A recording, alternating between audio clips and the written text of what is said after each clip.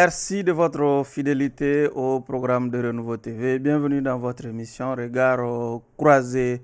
Renvoi du procès dit de l'avion présidentiel pour complément d'information. C'est le sujet qui va essentiellement occuper nos regards ce soir. Pour en parler, nos invités, Chakmar Soumano, il est coordinateur du baromètre, président de l'Organisation des jeunes patrons du Mali. Monsieur Soumano, merci d'être là. Bonsoir Barou. Habillé en patron ce soir. Mais bien sûr, bonsoir d'abord à Barou, à tous nos téléspectateurs, à mes co-débatteurs, parce qu'aujourd'hui il y avait une journée des jeunes patrons. D'accord. Donc voilà. Deuxième invité, docteur Amadou Touré, il est chercheur en sciences politiques. Docteur Touré, merci d'être là. Merci Barou, merci pour l'invitation et bonne journée du patronat pour les jeunes patrons. Merci. Voilà, excellent débat à nous tous. Troisième invité, docteur Ibrahima Sango, il est analyste politique. Docteur Sango, merci d'être là. Merci Barou. Merci également à mes co-débatteurs et merci également à ceux qui entendent nous écouter et nous regarder à travers aussi le groupe de Renouveau TV. Merci. Monsieur Abdallah Yattara, il est du parti Yelema. Monsieur Yattara, merci d'être là. Merci M. Sylvain pour l'invitation et salut mes co-débatteurs. Avant donc d'ouvrir les débats autour de ce renvoi de cette affaire dite de l'avion présidentiel pour complément d'information, nous apprenons déjà que l'affaire encore dite Moussa Mara, les avantages liés au traitement des anciens premiers ministres, que l'ancien premier ministre Moussa Mara a renoncé, en tout cas n'arrive toujours pas à avoir un dénouement en tout cas qui convient à l'ancien premier ministre. Peut-être un commentaire au docteur Touré. Bon, en réalité, ce que Moussa Mara a fait, pour moi, c'est non événement parce que c'est comme une goutte d'eau dans l'océan. 700 000 sur les multiples problèmes de Maliens. Ce qui aurait dû être fait, c'est de revoir un peu le train de vie de l'État. C'est un symbole, non? Bon, c'est symbolique en ce sens où il n'a pas orienté. Pourquoi donner à l'État qui te donne? Moi, à mon avis, il aurait dû orienter ce montant, que ce soit peu ou grand, il devait l'orienter. Est-ce qu'en l'orientant ne serait pas assimilé à une forme d'utilisation? Oui, parce que l'État n'a pas besoin de ça. L'État l'a donné sur son droit. Maintenant, quant à Moussa Mara, pour dire que je n'ai pas besoin de cet argent, d'autres en ont besoin. L'orphelinat, même le DEM a besoin. C'est-à-dire qu'il aurait dû orienter. C'est un droit. Pourquoi j'avais dit que c'est une goutte d'eau dans l'océan? Parce que même si Moussa Mara renonce, ça n'impactera pas le train de vie des Maliens. Qu'est-ce que cela va apporter? Compte tenu des difficultés économiques qu'on a, compte tenu des difficultés de fourniture d'électricité et autres. Donc la question qui se pose à ce jour, il est important que l'État revoie le train de vie de l'État. C'est ce dont on a besoin. Quitte à revoir un peu la réduction du gouvernement. Oui, mais est-ce que ces gestes aussi de Mara ne s'inscrivent pas un peu dans cette... Pour Moussa Mara, c'est un geste purement politique et communicationnel qui s'inscrit, pour moi, dans un populisme fort. Parce qu'en réalité, renoncer à ça, on n'a pas besoin. Pour moi, je l'ai dit, et je vais le répéter, Moussa Mara aurait dû orienter ce montant. Nous avons les cas de catastrophe naturelle. Il aurait dû agir. Parce que c'est comme si c'est un cas de communication où il va affronter l'État. Allez donner, l'État te donne. Je ne veux pas, l'État te donne. Maintenant, c'est à lui de prendre ses responsabilités, dire bon, au lieu de me donner, orienter. Le Mali est vaste, les problèmes sont là, les multiples défis sont là. Donc, il aurait dû orienter ce montant pour faire face à d'autres besoins. D'accord. Mais l'État va toujours le donner, il va toujours renverser. Mais pourquoi, là où je dis c'est du populisme, je peux m'expliquer un peu le temps. Allez-y. Pourquoi chaque fois il fait monter les bordeaux de versement, il pourrait faire ça calmement, sans trop de communication et sans trop de feeling politique. Donc c'est pour moi, s'inscrire pour nous, ça est toujours dans une démarche de campagne préélectorale. C'est-à-dire que le Mali aujourd'hui n'a pas besoin. Ce que tu fais pour le Mali, ça n'engage que toi. Pourquoi dire que je donnais et au même moment il fait ressortir les bordeaux de versement, les lettres qu'on envoie, c'est des lettres confidentielles. D'accord. Donc lui, ce qu'il souhaite, et je l'ai dit, ce qu'il souhaite, les autres ne sont pas dans la même logique. Il pense que lui, s'il renonce à ses avantages, d'autres vont renoncer. Or, c'est des cas purement personnels. D'accord. Voilà. Soumano, on peut dire que Mara finalement renonce, mais l'État refuse. Bon, déjà, en fait, moi, le problème, généralement, si moi je fais des choses, je ne communique pas là-dessus. Ça, c'est moi. Moi, si je fais des choses comme ça, je communique. C'est la meilleure manière, d'ailleurs, de communiquer, si vous ne communiquez pas, parce que ça se saura. Et déjà... D'autres personnes peuvent faire autrement. Non, Hein? c'est ce que j'ai dit, moi, D'accord. je parle de moi. Oui. Je dis, pour moi, si je fais beaucoup de choses, je ne communique pas dessus. Et je sais que ça se sait. Donc, je n'ai pas besoin de me mettre en avant. Maintenant, comme on veut communiquer aussi, et que peut-être lui n'en a pas besoin, moi je lui proposerais tout simplement de ceux qui en ont besoin de se porter, il fait un tirage au sort. Et chaque mois, c'est orienté comme il a dit. C'est aussi simple que ça. Ça, c'est une proposition que je lui fais. Si c'est pas comment... Je sais qu'il sait comment utiliser. Maintenant, s'il n'a pas d'idée, moi je lui proposerais qu'il dise ceux qui en ont besoin de se porter volontaire. Et chaque mois, il fait un tirage au sort. Oui, mais Soumaoro, est-ce qu'il n'est pas temps aussi que les juristes tranchent cette question? Non, là, on entend beaucoup de commentaires, oui, hein, mais de moi, débats moi, juridiques autour de la question. Moi, personnellement, aussi longtemps que la loi existe, l'État est dans son rôle de verser. Ça, c'est ma lecture. Parce que c'est un droit qui lui concerne, un droit qui détient d'une loi. C'est une base juridique. Droit impersonnel. Oui. Maintenant, le fait que l'État lui verse, l'État n'est pas en faute. Maintenant, si lui il refuse et que l'État dit je ne veux pas parce que moi je dois te payer. Et la raison c'est quoi? Si peut-être ça avait été fait dans la plus grande confidentialité, peut-être qu'on ne serait pas là. Mais Dieu seul sait quelles sont ces raisons. Moi je ne dirais pas que c'est populiste ou pas, je ne sais pas ces raisons. Mais moi en tout cas, à sa place, pour qu'on ne devait pas arriver à cette situation, moi je n'aurais pas communiqué comme lui l'a fait. D'accord. Abdallah, vous êtes un proche de l'homme. Hein? Comment il vit cette tractation finalement avec les autorités autour de ces avantages renoncés? Très serein. Très serein. Vous savez, diminuer le train de vie de l'État est une des recommandations fortes des Assises nationales de la refondation. Parmi les 517 recommandations des Assises nationales de la refondation. Vous savez, spéculer sur l'homme, c'est très mal le connaître. Moussa Mara, tous les mois de carême, des cailloux jusqu'à Kidal, c'est des sacs de sucre, c'est des sacs de riz, c'est de l'huile, c'est du lait, des cailloux jusqu'à Kidal. Moussa Mara est viscéralement attaché enfoncé dans le social, viscéralement. Il faut l'approcher pour le connaître. Chaque mois, hormis même les mois de carême, chaque mois, Moussa Mara peut financer des projets de jeunes. Parce que quand il était député, avant le coup d'État du 18 août, il avait renoncé à son salaire de député pour pouvoir l'investir dans le projet jeunes. Et malgré que l'Assemblée a été dissoute, Moussa Mara, jusqu'à présent, continue à financer ces projets jeunes-là, à raison de 300 000, 400 000, 500 000 francs par projet jeune, malgré que l'Assemblée soit dissoute. C'est quelqu'un qui est un philanthrope par nature. Ce n'est pas la peine de l'orienter dans le social. Moussa Mara est déjà dans le social, il est viscéralement ancré dans le social. Vous savez, les anciens premiers ministres émargent sur le budget de la primature. Les anciens présidents de la République émargent sur le budget de la présidence. Mais suivant une loi, n'est-ce pas? Je viens. Oui. Ça n'empêche à rien. C'est pourquoi quelqu'un a dit, chargé de mission a dit, Sugal n'est pas là pour gérer les salaires, n'est pas là pour gérer patati patata. C'est mal connaître. Les anciens premiers ministres émargent sur le budget de la primature, comme les anciens présidents de la République émargent sur le budget de la présidence de la République. Vous comprenez? C'est sûr qu'on n'a pas besoin. Mais quand un ancien premier ministre décède aujourd'hui, il se facture peut-être 2-3 mois après, c'est coupé. On n'a pas besoin de parce que et pourtant c'est dans la loi. Oui, mais pourquoi toutes ces sorties non, médiatiques non, à charge de l'homme? Il n'en fera plus. D'accord. Il n'en fera plus. C'est une information que vous donnez. Je l'atteste, il n'en fera plus. Parce qu'il est très mal compris. Il n'en fera plus. En tout cas, par rapport à ce sujet, il ne fera plus de communication. Je peux l'attester ici. Donc, comprenez l'homme, par nature, ce n'est pas la politique. Moussa Mara a commencé dans le social. Même pas un homme politique, Moussa Mara continue d'œuvrer dans le social. Vous comprenez? Donc, il ne faut pas qu'on l'étiquette de chercheur de pouvoir ou d'entamer une campagne. Non, il ne faut pas. Non, c'est très mal connaître l'homme. C'est très mal connaître. J'ai dit pratiquement chaque temps qu'il est au Mali ici, chaque mercredi Moussa Mara reçoit à son cabinet, au niveau du cabinet Diarra, il reçoit dans son cabinet des gens pour venir gérer leur social. D'accord. Docteur Sango, vous suivez aussi ce jeu de ping-pong finalement de l'ancien Premier ministre et l'État? Oui, Barou, merci également. Je vais rejoindre un peu Docteur Touré par rapport à ce qu'il a dit. C'est que ce genre de situation, comme également Soumaoro l'a su bien dit, je pense qu'on pourrait gérer ça beaucoup plus au lieu que ça soit. C'est un homme politique quand même. Oui, c'est pour ça qu'il veut être vu, il veut que ses actions soient suivies. C'est pour cela que c'est une communication politique qui est derrière ça. Oui. Mais c'est Il pas n'est pas le seul politique non, de oui, faire c'est une communication politique. Donc, raison pour laquelle, Oui. donc, il ne devrait pas dire que c'est que l'État est obligé de le reverser. C'est à lui de faire ce qu'il veut. Il a dit, je ne veux plus ça, c'est vrai. Mais l'État a le droit de lui verser ce montant.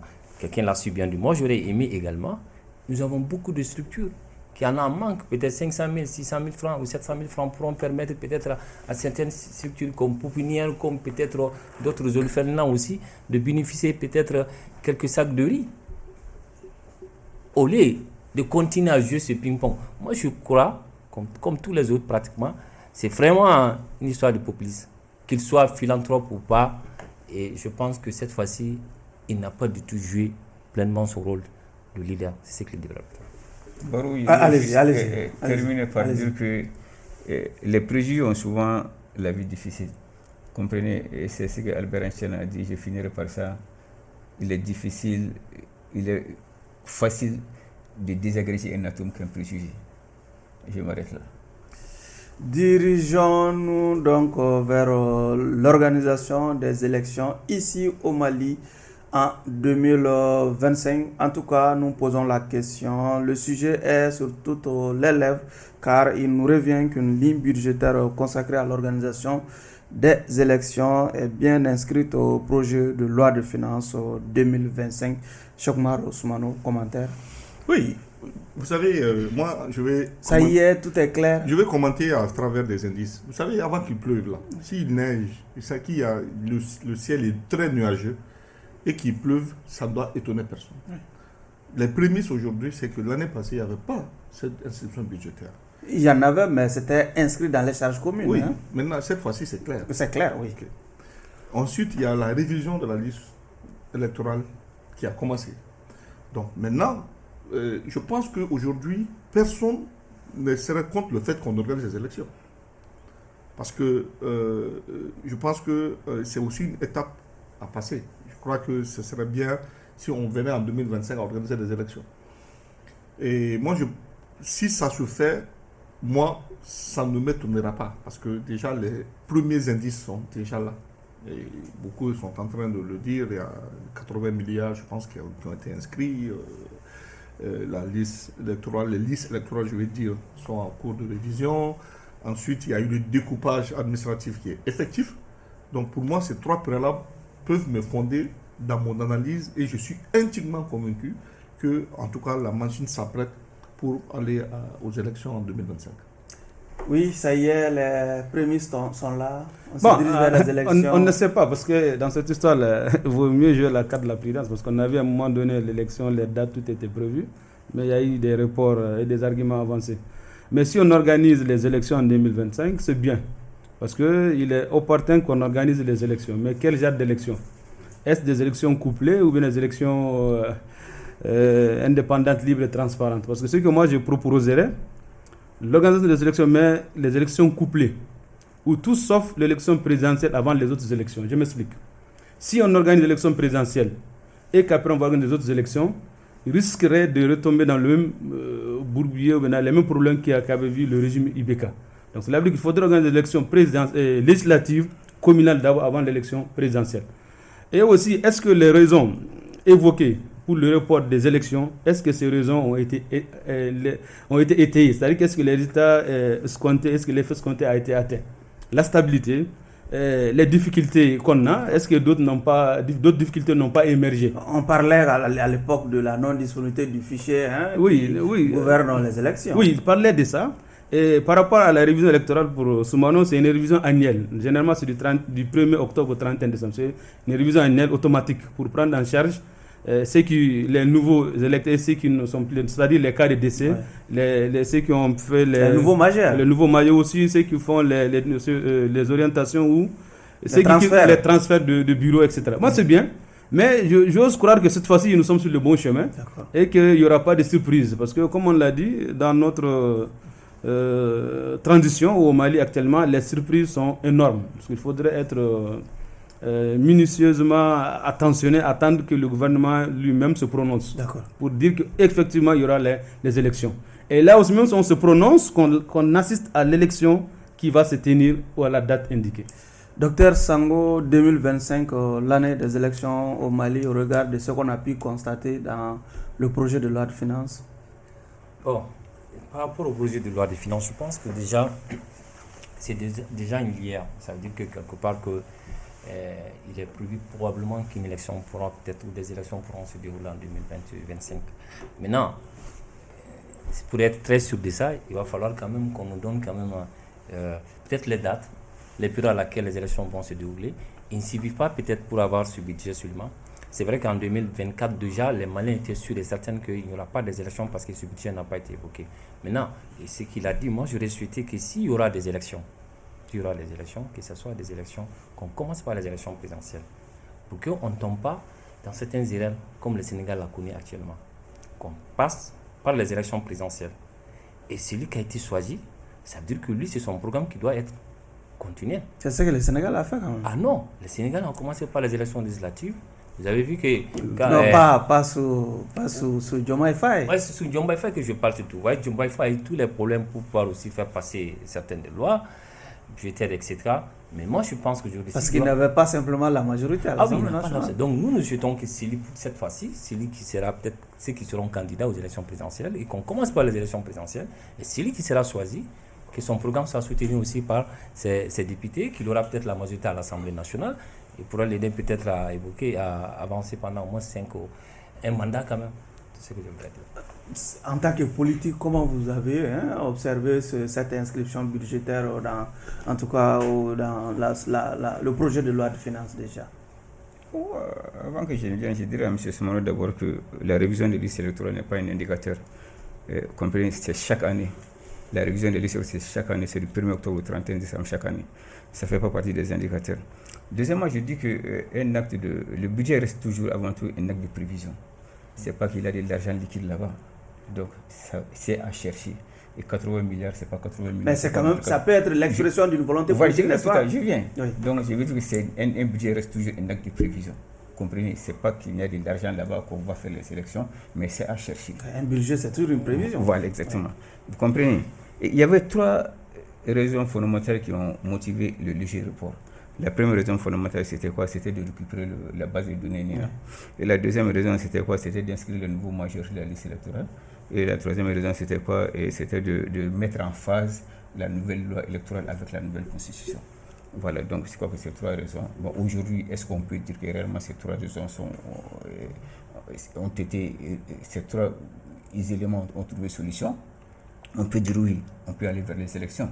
Mais vous savez, aujourd'hui, nous sommes dans un pays où on est sur de rien, pratiquement. Pratiquement au mois de septembre 2022, on avait parlé de léger report. On est en 2024 aujourd'hui. Ce n'est plus un léger report. Donc, on attend.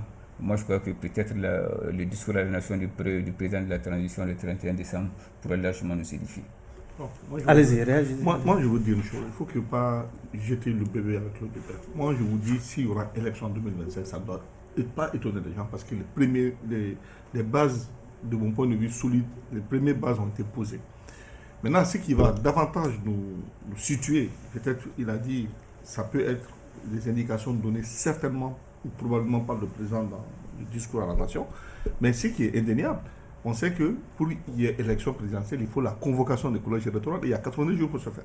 Donc déjà, si au passage de l'année prochaine, et que le 2 janvier, et que ce collège venait à être convoqué, donc je pense qu'en ce moment-là, il y aura pas, on ne pourra plus prêter, en tout cas, une mauvaise intention aux autorités. Pour moi, aujourd'hui, les autorités sont encouragées. Parce que le fait qu'on a fait figurer les 80 milliards, le fait que la révision se poursuit, même si c'est annuel, et enfin, le troisième élément aujourd'hui, la carte administrative, elle est terminée là aujourd'hui, c'est effectif. Pour moi, ce n'était pas fait l'année passée. Cette année, c'est clair. Donc, moi, je pense que tout porte à croire qu'il y a des bons espoirs, en tout cas, il y a forte chance que les élections puissent se tenir en 2025.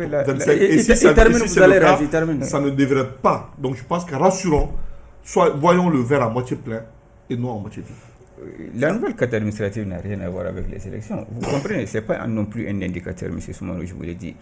Mais par rapport au référendum à la loi fondamentale, quelle dérogation on n'a pas pris par rapport à la Constitution?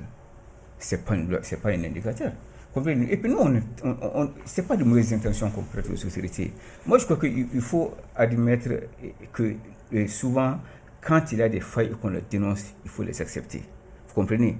Personne n'a mis en cause la mauvaise foi des autorités. Moi, personnellement, je ne l'ai pas mis.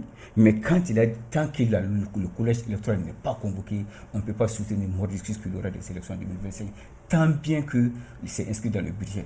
Mais combien d'éléments sont inscrits dans le budget et qui ne sont pas réalisés? D'accord. Non, je pense que je vais répondre par rapport à Yatara. Non, mais Yatara, je ne peux pas comprendre qu'en 2024, nous l'avons tous dit. Tous les Maliens étaient unanimes qu'ils ne pouvaient pas avoir des élections parce que dans le budget, ce n'était pas inscrit. Clairement. Mais cette fois-ci, c'est inscrit. Ça veut dire déjà, c'est une lueur d'espoir qu'il faut vraiment mettre. Ce que vous venez de citer, vous avez cité beaucoup d'éléments aujourd'hui qui peuvent nous permettre d'aller aux élections. On avait parlé des fichiers, c'est déjà OK. On a parlé des cartes biométriques, c'était OK. On a parlé de quoi. Maintenant, quand vous parlez du coupage administratif, n'est pas également. Mais aujourd'hui, ça doit être. On va véritablement évoluer. La loi électorale dit qu'on ne peut voter qu'avec les cartes biométriques. Vous comprenez? Aujourd'hui, on n'a pas de quitter la CEDEAO. Pourtant, on a aujourd'hui les cartes biométriques CEDEAO. La semaine a aussi été marquée par ces sorties de ces deux conseillers du CNT, de ces deux honorables membres du CNT, Dr Amadou Albert Maïga et Nounsar, qui appellent au paiement de la dette intérieure déjà. Dr Touré, commentaire. C'est des sorties qui ont été fortement appréciées par une certaine opinion. Non, en réalité, il faudrait que ces deux-là nous respectent un peu. Parce que pour moi, je n'arrive pas à comprendre. Plus de 4 ans, c'est hier seulement qu'ils ont compris qu'il y a des problèmes. Peut-être c'est un réveil aussi, il faut encourager. En réalité, il est difficile de dissocier le CNT du gouvernement. Il est difficile quand le CNT n'arrive plus à jouer son rôle, le CNT se donne d'autres prérogatives. Aller communiquer dans le vide. Cela veut dire quoi? Le gouvernement, qui est l'arbitre du gouvernement, qui doit suivre l'action gouvernementale, c'est clair. C'est le CNT à travers les commissions. Ça veut dire, que font les membres du CNT? Le CNT, quel apport le CNT a apporté dans la lutte contre la vie chère? Quelles sont les actions concrètes du CNT? Je réponds tout simplement, le CNT n'a rien fait dans ce sens. Il est plus que opportun que le président de la transition prenne des dispositions idoines. C'est-à-dire qu'il devrait mettre des gens qui sont au courant de la réalité des Maliens, qui vivent le quotidien des Maliens. Non à des gens à bout de chemin, oui, on a compris quoi? Les gens souffrent, les gens, depuis 4 ans, ils sont là. Cela montre que quel est l'apport même du CNT dans la lutte contre la vie chère. Quel a été l'apport du CNT concernant l'évaluation des politiques publiques? Que font les multiples commissions? Or, ils ont tous les avantages pour dire qu'ils ont même adopté des lois qui, de façon rétrograde, les donnent des avantages. Cela veut dire que ce n'est pas maintenant qu'ils sentent qu'il y aura élection. Ils veulent non, arrêtez qu'ils arrêtent, qu'ils s'assument, le peuple va s'assumer. Et aussi que le président de la transition comprenne que c'est des fauteurs de troubles. Cela veut dire quoi? On ne peut pas accepter à ce jour qu'on dissocie le CNT du gouvernement. Ils sont tous le même parce qu'ils ont tous été nommés. Et ils n'ont pas la légalité pour se dissocier. Ils ne sont pas des députés, ils ont été nommés. Et dans ce cadre, qu'est-ce qu'il faut? Il faudrait qu'ils s'assument. Ils n'ont pas joué leur rôle. Maintenant, c'est au peuple de s'assumer. Parce qu'il ne faut pas dire à l'approche des élections qu'on nous déplace sur le véritable problème du Mali, c'est au niveau du CNT. Que le CNT puisse jouer son rôle et pleinement. Comment vous avez déjà accueilli ces sorties des honorables Sarr et Maïga? Bon, j'ai vu déjà la réaction de Dr Albert qui a mis ça sous le coup d'une émission publique. Oui. Donc je présume que tout ce qu'il a dit, c'était pas un piège. Donc, parce que lui-même dit qu'il était dans une émission. J'ai pas vu les commentaires de Noussa parce que ça j'ai pas suivi, mais j'ai quand même vu pour le cas de Albert. Moi je suis très content qu'on paye les dettes publiques parce que ça concerne les opérateurs économiques et je suis quand même président des jeunes patrons. Et donc ça veut dire qu'il y a souci, les gens se font des soucis par rapport aux difficultés que certains opérateurs économiques vivent. Mais ce que je voudrais dire, il faut qu'on note aussi que l'État, jusqu'à 3 ans, n'est pas en faute. Parce qu'un mandat a une durée peut être payé jusqu'à 3 ans. C'est important. Donc il faut que les gens aillent aussi voir les textes de finances publiques. Mais le mieux aujourd'hui, quand un opérateur économique reste avec l'État, ce qui l'intéresse, c'est qu'il soit payé tout de suite.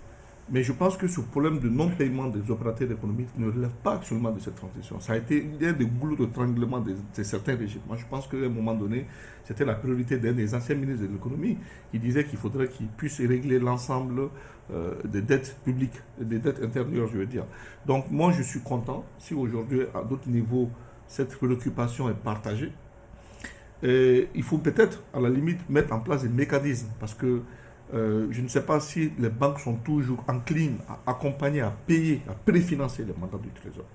Parce que je sais que par le passé, pas sous ce régime bien entendu, il y a eu un ancien ministre des Finances, un ancien banquier du reste, qui avait saisi les banques en leur disant si vous payez des mandats du Trésor, c'est que c'est pas comme c'est une garantie. Et donc je dis bien, c'est fait sous le régime IBK. Donc un ancien ministre des Finances l'a fait.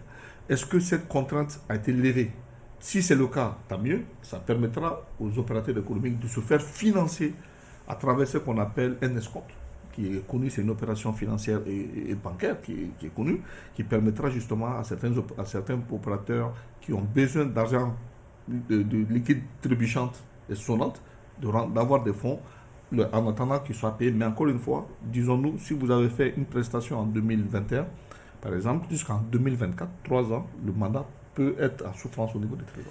Monsieur Yatara, Sarr et Maïga appellent le gouvernement à payer les dettes intérieures pour insuffler une nouvelle dynamique à l'économie malienne. Bon, vous souriez, hein? Je n'ai vraiment aucun commentaire par rapport à ça, parce que tout simplement, c'est des choses qu'on a dit, redit sur beaucoup de plateaux. Bon, s'ils le reconnaissent aujourd'hui, tant mieux. D'accord. Sango? Oui, moi je dirais mieux vaut tard que jamais. Bon, en fait, si aujourd'hui, ils se rendent compte que le problème est là, qu'il faut vraiment débattre. C'est vrai, aujourd'hui, il se trouve qu'eux-mêmes ils sont à un niveau où peut-être leur voix est beaucoup plus prépondérante. Ils sont plus audibles, hein? Voilà, donc, quand tu leur dis aujourd'hui, je pense qu'ils ont leur porte d'entrée aussi à certains niveaux. Mais vraiment, aujourd'hui, les opérateurs, comme il a su bien dire, les opérateurs vraiment souffrent. Hein. Ils ont vraiment besoin de l'argent. Donc, nous qui sommes un peu dans le privé, nous constatons avec eux.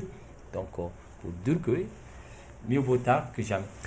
Pour revenir donc à notre sujet du jour, le verdict du très attendu procès de l'avion présidentiel ne sera pas connu à la faveur de la session d'assises spéciale en cours ici à Bamako.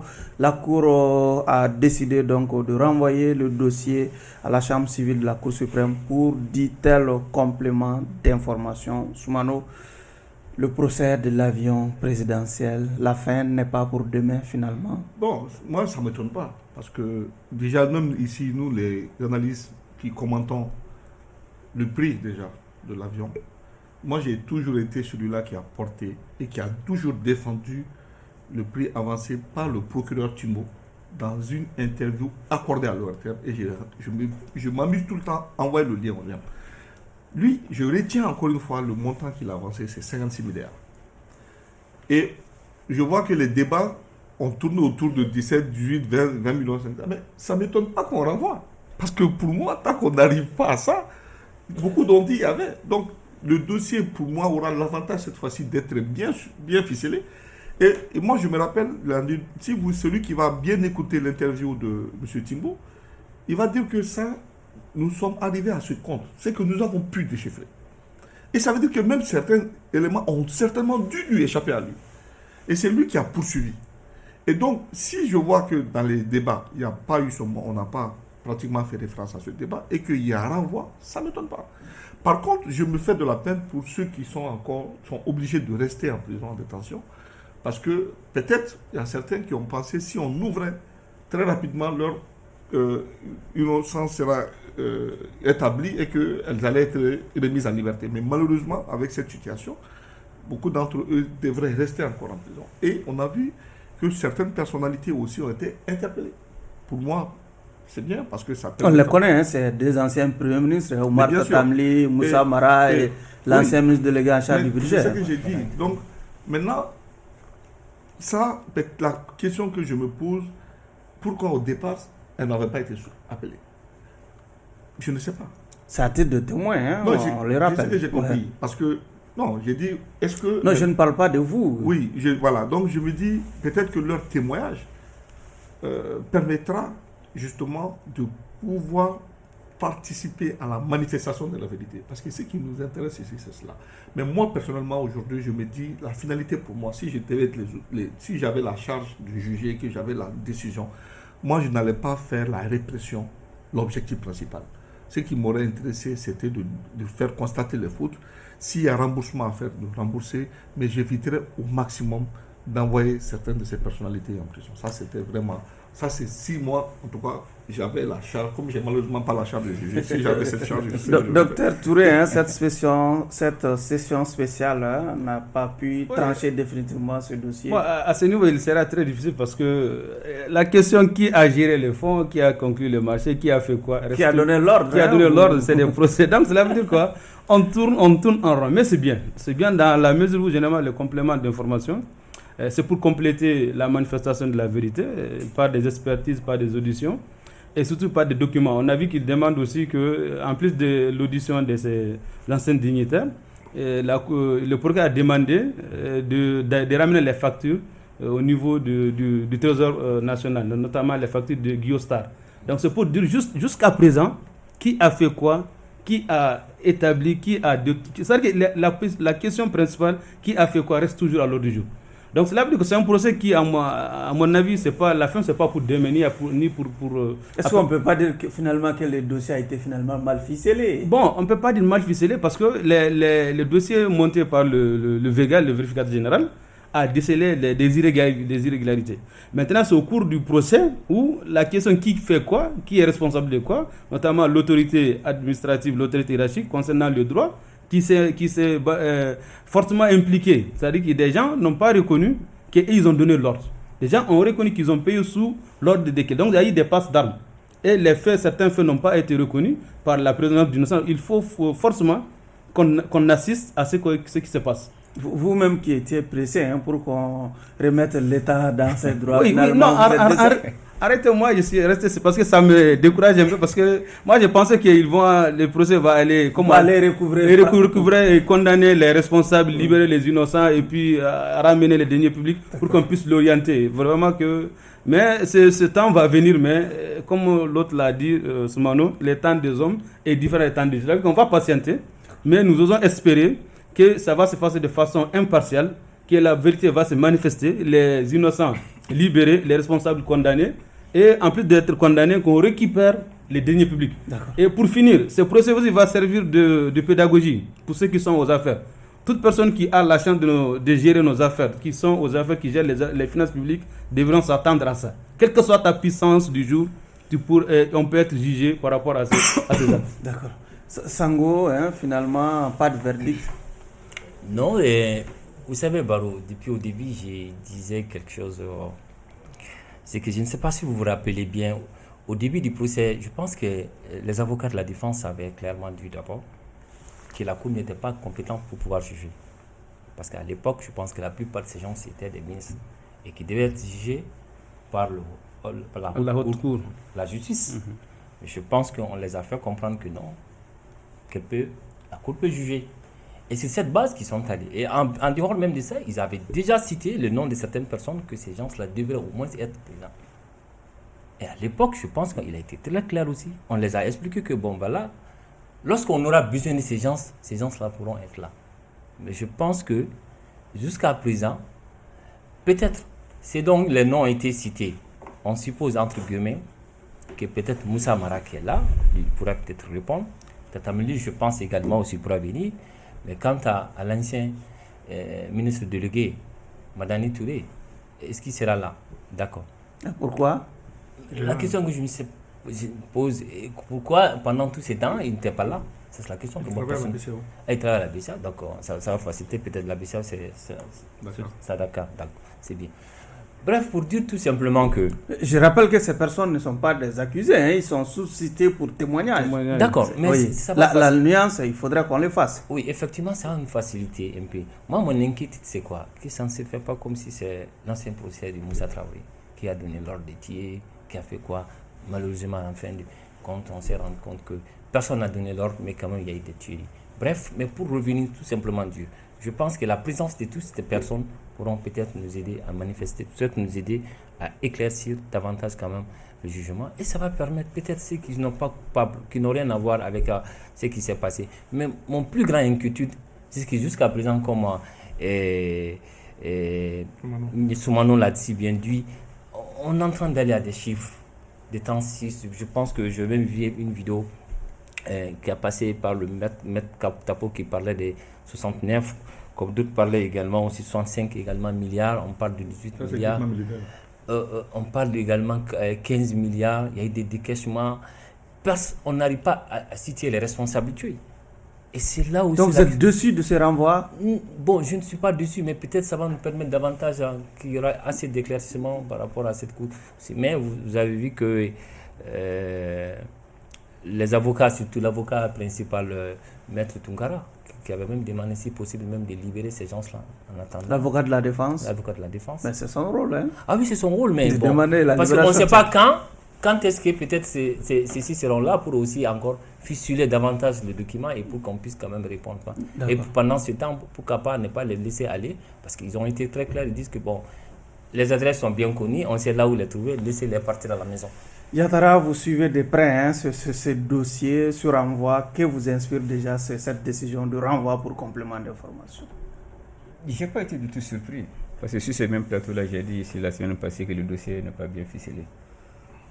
Effectivement, Mario m'a donné raison.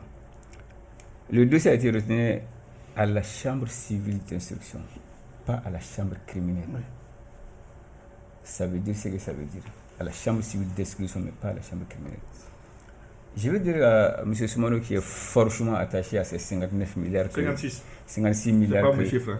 56 milliards que... Non, c'était chiffre maintenant. C'est pas mes chiffres. C'était chiffre. Non, c'est pas mes chiffres.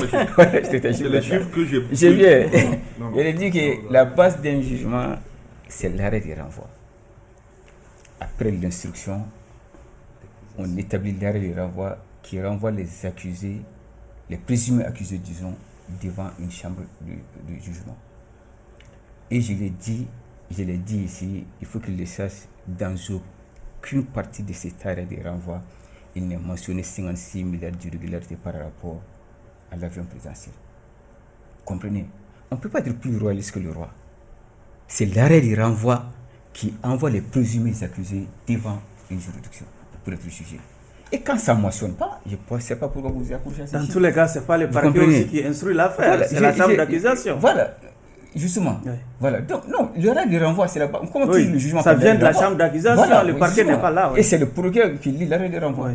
Voilà. Et c'est sur la base de ça que les juges, maintenant, interrogent les présumés accusés. Donc, qu'ils se tiennent droit dans ces boîtes, il n'y a pas 56 milliards sur l'avion présidentiel. Vous savez, ce dossier est très simple. Je l'ai dit ici. Tout simplement par le fait que je crois qu'il faut qu'on comprenne comment c'est venu. Quand on a financé l'avion présidentiel et les équipements militaires, ce n'était pas inscrit dans le budget. Et la Banque mondiale s'est offusquée. Et la Banque mondiale a demandé au ministère des Finances d'éclaircir sa lanterne par rapport à ça. Effectivement, Phil a dit que ce n'était pas inscrit, mais si vous voulez, on va faire l'audit. Et c'est Phil qui a demandé à faire l'audit des équipements militaires. Il faut qu'on le sache. C'est elle qui a demandé à faire l'audit des équipements militaires. On a saisi en ce moment la section des comptes de la Cour suprême. On a entendu l'ancien Premier ministre Moussa Mara dire aussi que c'est lui aussi à son initiative. Est-ce que c'est cette partie? Moussa Mara, c'est l'avion présidentiel. D'accord. Mais c'est Phil qui a demandé à faire l'audit des équipements militaires. Mais vous comprenez? Ce soir, on parle de l'avion présidentiel. Voilà. Non, c'est les deux. On ne peut pas laisser le procès, c'est les deux. Tu ne peux pas discuter l'affaire de l'équipement des avions présidentiels par rapport aux équipements militaires. Vous comprenez? Donc, la section même de la Cour des comptes a décidé 3 irrégularités seulement. Et pas de chiffres. Elle a dit qu'elle ne reconnaît pas la qualité de la personne qui a signé le contrat au niveau de glissade et de régularité.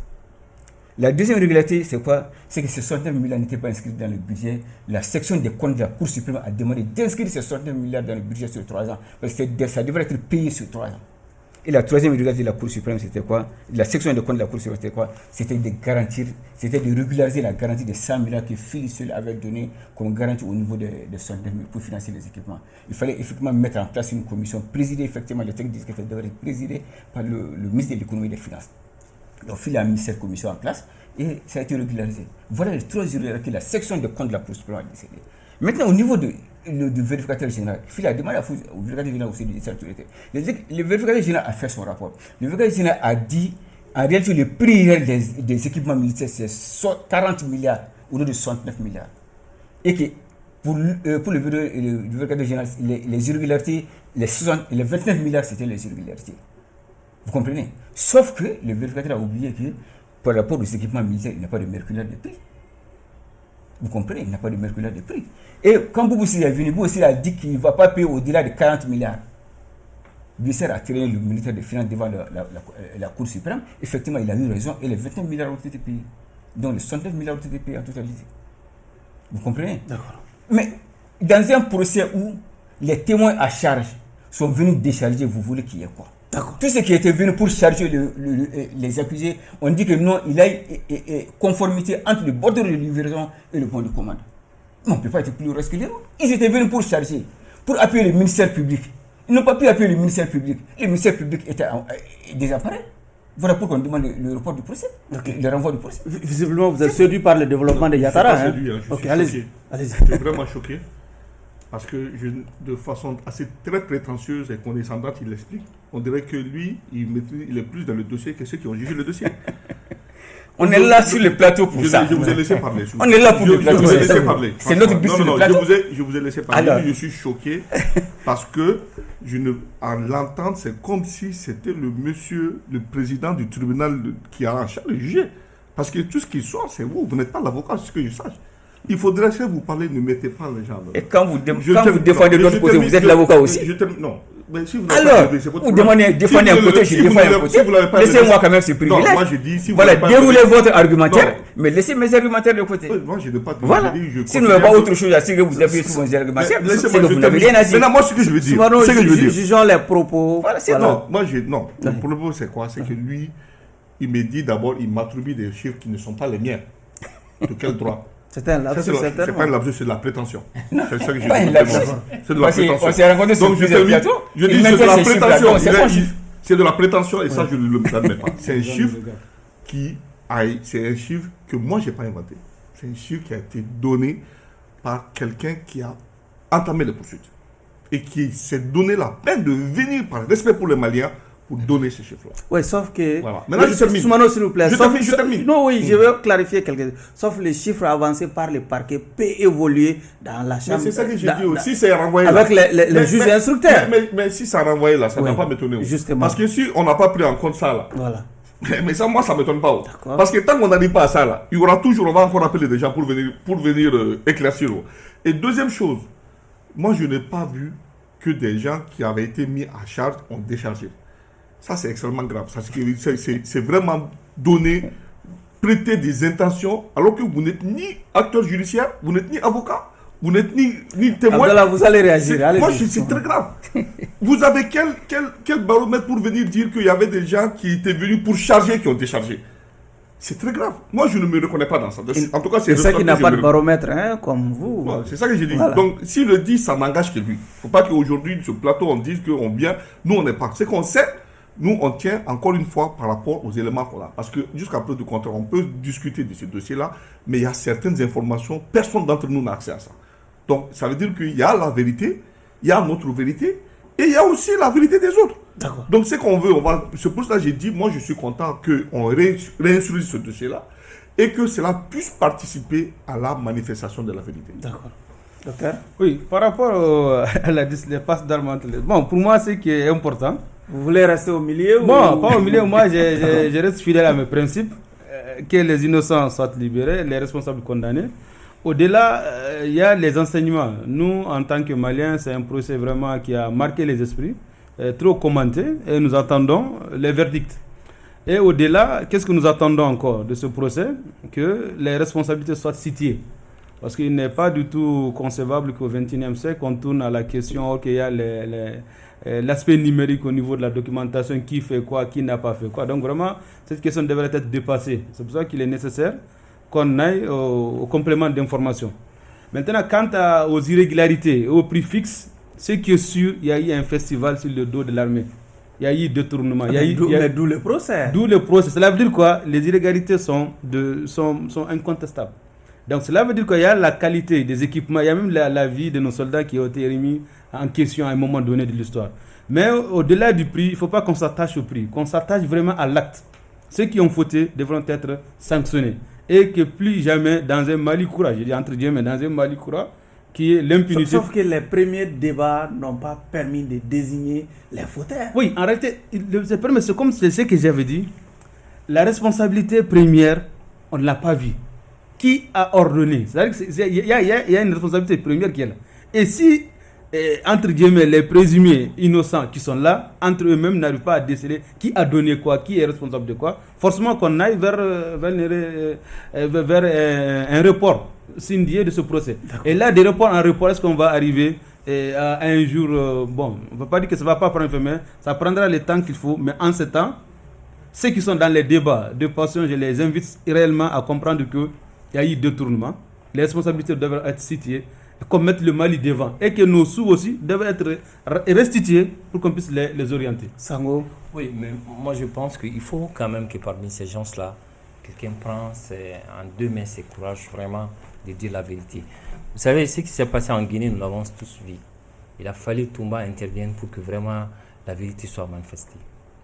Et là, je pense qu'à la fin du procès, le procureur général l'avait. Et s'il n'avait rien fait aussi? Oui, mais le problème c'est que je ne peux pas comprendre que des cadres de l'État, d'un certain niveau, qui ont des responsabilités. Vous prenez aujourd'hui le cas le plus simple, qui est le directeur du Trésor général, qui dit que lui, il a décaissé combien de millions? Des milliards, hein? Des milliards. Et là, qui l'a ordonné? Personne.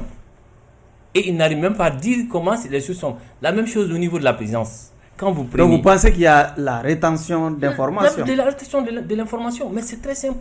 Mais on ne peut pas du tout faire sortir de l'argent ça. Mais aujourd'hui, on est en train de le mettre tout sur le dos de ceux qui ne sont pas dans ce monde. Quand l'ancien ministre Camara disait qu'il a été ordonné par le président Ibeka, mais Ibeka n'est plus là. Qu'il a autorisé à cause du secret de défense pour permettre à certains Kanyassi et de pouvoir faire certains actes. Aujourd'hui, ces Kanyassi ne sont pas là. Beaucoup ont été cités, ils ne sont pas là.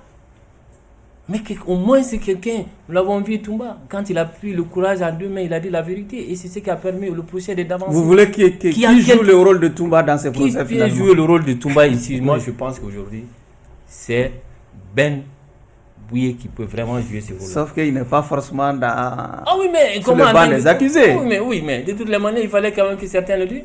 Camara, la même chose aussi. Il peut lui aussi jouer le rôle de Toumba. Mais Ibeka ne vit pas. Pourquoi pas Fili? Fili également aussi. Allez-y, Yatara. Il y a votre voisin qui vous titille un peu. Vous savez, le procès crime de sang de Moussa Traoré, je l'ai suivi du premier jour jusqu'à la prononciation des verdicts.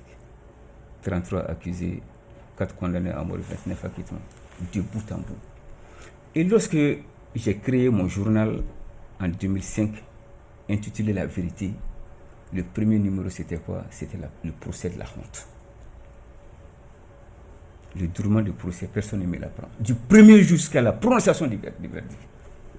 Le déroulement du procès. Quand je parle de témoins, dans un procès, il y a ce qu'on appelle des témoins à charge et à décharge. Forcément dans un procès. Et même devant, à l'instruction même, avant qu'on vienne au procès, à l'instruction même, le juge d'instruction instruit le dossier à charge et à décharge. Je n'invente rien. Vous comprenez? Donc, je vais lui faire savoir que ce genre de plateau, c'est fait pour éclairer les lanternes des gens, de ceux qui ne sont pas sur ce plateau. Personne n'a la prétention de monopoliser le débat ou de se montrer, de montrer aux autres qu'ils maîtrisent mieux le dossier que d'autres. Nous sommes là pour éclairer les gens. Justement. Nous n'avons pas la prétention de montrer aux gens ce que nous sommes là. Nous sommes là d'être riches. Et parce que moi, je suis un économiste. Sur la promotion 86-90 de l'ENA Économie Générale. Mais les dossiers judiciaires, je m'y intéresse beaucoup. Donc quand je vous parle du déroulement d'un procès, je sais de quoi je parle. D'accord. 30 secondes chacun. Hein? Bon, moi je ne fais pas de ping-pong. Moi, ce que je vais dire tout simplement dans ce dossier, le renvoi ne m'étonne pas. Parce que moi, jusqu'à preuve du contraire, il y avait des non-dits et qui vont être dits, Inch'Allah. Mais ce qui me fait mal au cœur, c'est en tout cas, certains vont rester en prison.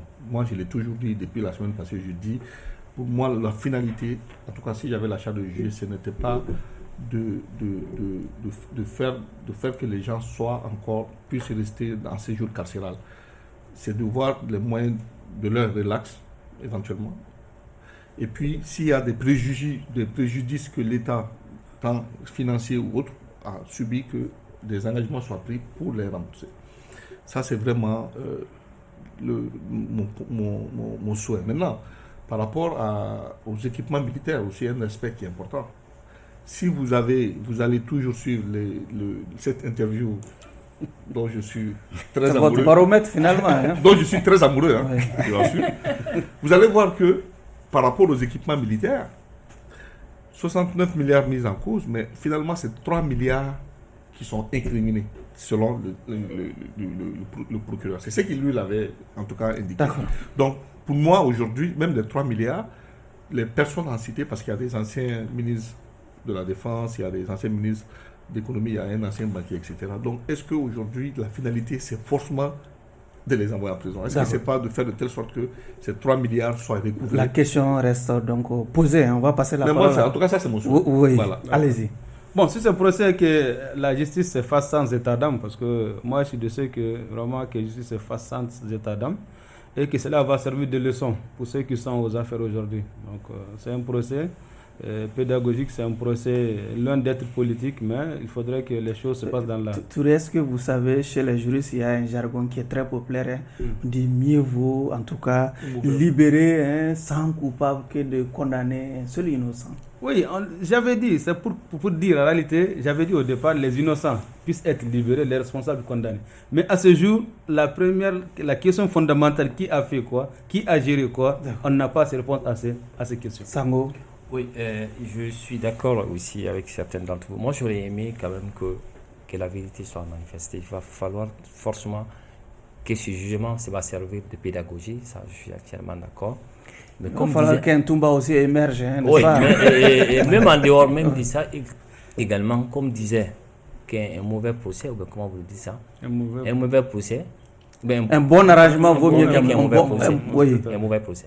Oui, un bon arrangement. Un mauvais arrangement vaut mieux qu'un bon procès. Un mauvais arrangement vaut mieux qu'un bon procès. Oui. Donc moi, j'aurais souhaité que ça soit ainsi. Mais que les coupables soient vraiment, qu'on sache qui a fait quoi, identifié. Ça, c'est la première des choses. Maintenant, ce qu'il a dit, je le rejoins, c'est par rapport un peu à ça. Et ceux qui ont bouffé de quelque chose, qu'ils puissent au moins se les rembourser. Allez-y, Yatara. Je vais juste dire aux gens qu'il faut qu'ils cherchent une chose. La vérité des enquêteurs préliminaires n'est pas forcément la vérité du procureur. La vérité du procureur n'est pas forcément la vérité du juge d'instruction. Et que la vérité de l'arrêt de renvoi n'est pas forcément la vérité des juges. Oui, on dit que la dernière instruction s'est faite à la barre. Bien. Oui. Et pour terminer, je vais citer Malherbe. Entre un mensonge qui enchante et une vérité qui alarme, il y a ce mensonge qui tue et cette vérité qui ressuscite. C'est aussi sur ce adage ou sagesse que prend fin ce numéro de votre émission Regard Croisé, qui recevait comme invité Dr Amadou Touré, chercheur en sciences politiques, Abdallah Yatara du parti LMA, Dr Sango, analyste politique, et Monsieur le président de l'organisation des jeunes patrons du Mali, Monsieur Soumano. Merci à vous de nous avoir suivis. Au revoir.